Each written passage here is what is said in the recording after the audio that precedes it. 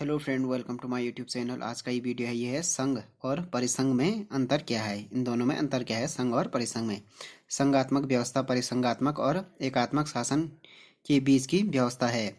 परिसंघ और परिसंघात्मक शासन व्यवस्था एकात्मक शासन व्यवस्था से पूर्णतः क्या है, विपरीत व्यवस्था है। परिसंघात्मक सरकार स्वतंत्र राज्यों ने कुछ महत्वपूर्ण मामलों में कुशल सहयोग का को संभव बनाने के लिए परिसंघ में शामिल होने वाले राज्यों की आपसी समझौते का ही परिणाम होती है। इसमें राज्य शक्ति के अनेक स्वतंत्र केंद्र होते हैं और उन्हें मौलिक सत्ता भी प्राप्त रहती है। सामूहिक सुरक्षा हो गया, आर्थिक सहयोग आदि कुछ शक्तियां राज्य सरकारों द्वारा परिसंघ सरकार को दे दी जाती है। परिसंघात्मक सरकार की शक्तियां संवैधानिक सत्ता की देन नहीं होती है। इस सरकार का राज्य सरकारों से अप्रत्यक्ष संबंध ही रहता है। परिसंघात्मक सरकार का अस्तित्व भी राज्य सरकारों की इच्छा पर निर्भर करता है।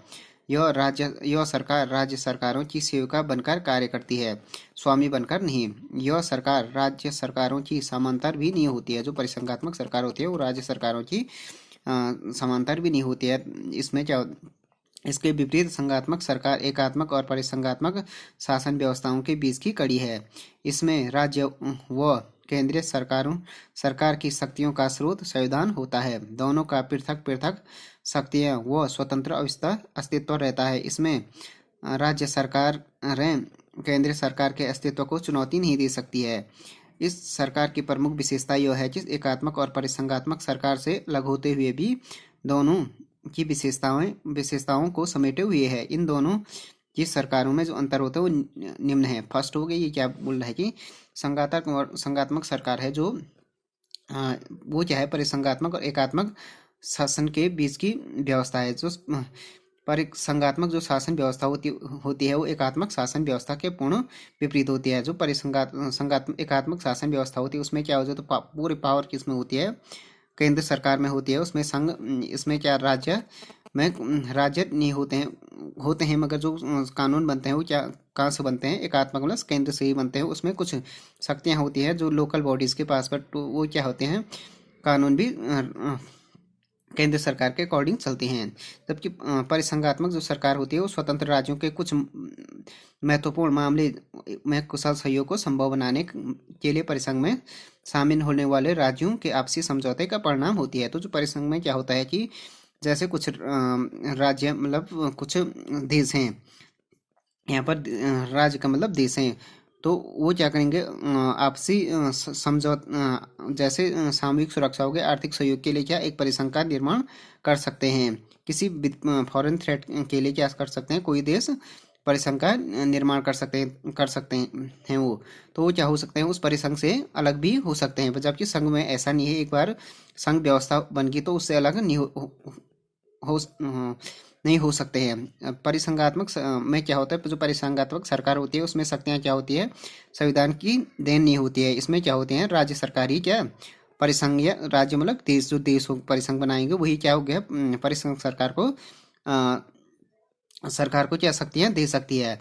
इस सरकार का राज्यों सरकारों से अप्रत्यक्ष संबंधी रहता है। जो परिसंघात्मक सरकार होती है इसका क्या हो गया, जो राज्य सरकार मतलब देश के जो परिसंघ बना रहे जिन्होंने, उनसे अप्रत्यक्ष संबंध रहता है। जबकि संघ सरकार में ऐसा नहीं होता, उनका डायरेक्ट रिलेशन रहता है उनका। परिसंघात्मक सरकार का अस्तित्व भी राज्य सरकारों की इच्छा पर निर्भर करता है। उसका अस्तित्व तब तक रहेगा परिसंघ का जब तक राज्य सरकार मतलब इस देश की सरकार चाहेगी, जिन देशों ने बना रखा है, तो वो उससे अलग भी हो सकते हैं। यह सरकार क्या होती है, राज्य सरकारों की सेविका बनकर रहती है, स्वामी बनकर नहीं। जबकि संघ सरकार में ऐसा नहीं होता है, वो कॉन्स्टिट्यूशन से पावर मिलती है उनको, संघ सरकार को। इसमें राज्य सरकारें ही देती हैं पावर परिसंघात्मक को। यह सरकार राज्य सरकार को समांतर भी नहीं हो सकती है। इसके विपरीत जो संघात्मक सरकार है, एकात्मक और परिसंघात्मक शासन व्यवस्था है, उनके बीच की कड़ी है। तो ये हो गया परिसंघात्मक में सरकार, राज्य या कोई देश पर कुछ ही देश मिलकर क्या परिसंघ को बना सकते हैं, जब उससे बाहर भी निकल सकते हैं अगर गोल अचीवमेंट हो गया, पूरा हो गया। खासकर ये विदेशी थ्रेट के लिए या कुछ गोल अचीव करने के लिए होता है। संघ सरकार में ऐसा नहीं हो सकता है कि संघ से बाहर नहीं निकल सकता है कोई भी स्टेट, अगर एक बार संघ बना दिया तो। अब इसमें कुछ अंतर हो गए परिसंघात्मक और संघ व्यवस्था में। परिसंघात्मक सरकार क्या होती है, अस्थायी होती है। ये कोई अस्थायी नहीं होती है जैसे संघ की तरह। क्योंकि इसका निर्माण संघात्मक इकाइयों द्वारा निश्चित उद्देश्यों के लिए स्वेच्छा से किया जाता है। निश्चित उद्देश्यों को पूरे करने के बाद ये सरकारें या तो विघटित हो जाती हैं या संघ राज्य की ओर क्या हो जाती है, उन्मुख हो जाती हैं। इसके विपरीत संघात्मक सरकार क्या होती है, स्थायी होती है। इसका निर्माण दीर्घकालीन लक्ष्यों को प्राप्त करने के लिए संवैधानिक व्यवस्था के तहत किया जाता है। तो परिसंघात्मक अस्थायी होता है, संघात्मक अस्थायी होती है। इसमें क्या होता है, निश्चित उद्देश्यों की पूर्ति के बाद क्या होता है, स्वेच्छा से इसका डिसॉल्व किया जा सकता है, जबकि विघटित किया जा सकता है। इसको क्या या तो संघ बनाना पड़ेगा आपको, या तो संघ की ओर उन्मुख होना पड़ेगा परिसंघ, जबकि इसमें ऐसा नहीं है। इसमें अस्थायी है संघात्मक व्यवस्था। इसका निर्माण दीर्घकालीन लक्ष्यों को प्राप्त करने के लिए संवैधानिक व्यवस्था के तहत किया जाता है, संघात्मक का शासन का व्यवस्था। दूसरा हो गया संघात्मक शासन में इकाइयां स्वतंत्र व प्रभुसत्ता संपन्न नहीं होती है। इसमें केंद्र सरकार या संविधान की सर्वोच्च सत्ता का स्वामी होता है। संघ निर्माण के बाद संप्रभु शक्तियां इकाइयों द्वारा केंद्र सरकार को सौंप दी जाती है। इसके विपरीत परिसंघात्मक सरकार प्रभुसत्ता के विहीन होती है, क्योंकि वास्तविक संप्रभुता तो समझौता करने वाली इकाइयों के पास ही रहती हैं।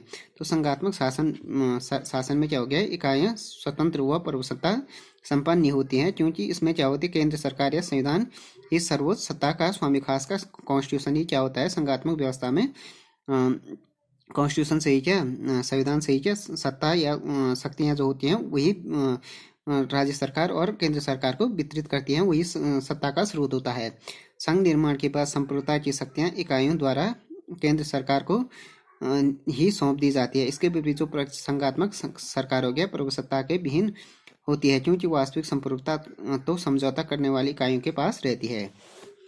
इसके बाद हो गया तीसरा, संघात्मक शासन एक राष्ट्रीयता एक राष्ट्र का गुण पाया जाता है।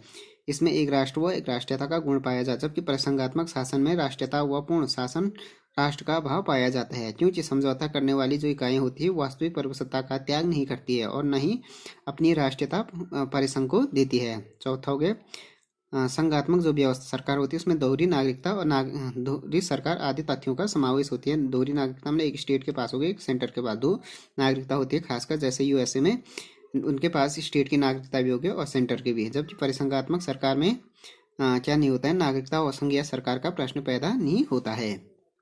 देन हो गया संघात्मक सरकार की स्थापना का आधार संविधान होता है। जो संघात्मक सरकार होता है उसका स्थापना का अधिकार आधार होता है वो संविधान होता है, जबकि परिसंघात्मक सरकार होगी उस स्थापना का आधार क्या होगा, संघात्मक इकाइयों द्वारा परस्पर किया जाने वाला समझौता या संधि होता है।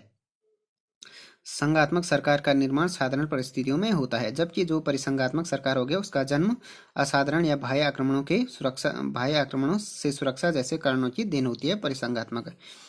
संघात्मक शासन में नए नए कानूनों का निर्माण होता रहता है, जबकि जो परिसंघात्मक शासन व्यवस्था में पहले वाले कानून ही प्रभावी रहते हैं। प्रभावी यह शासन अपने को परिवर्तनशील व गतिशील बनाने में समर्थ नहीं है। ऐसा गुण तो संघात्मक शासन में है, जो संविधान संशोधन के द्वारा अपने को गतिशील और प्रासंगिक बनाए रखता है। तो फ्रेंड्स, ये वीडियो हो गया संघ और परिसंघ में क्या अंतर है उसके बारे में हो गया ये video. Thanks for watching this video. If you like this video please subscribe my channel and like share and comment on this video.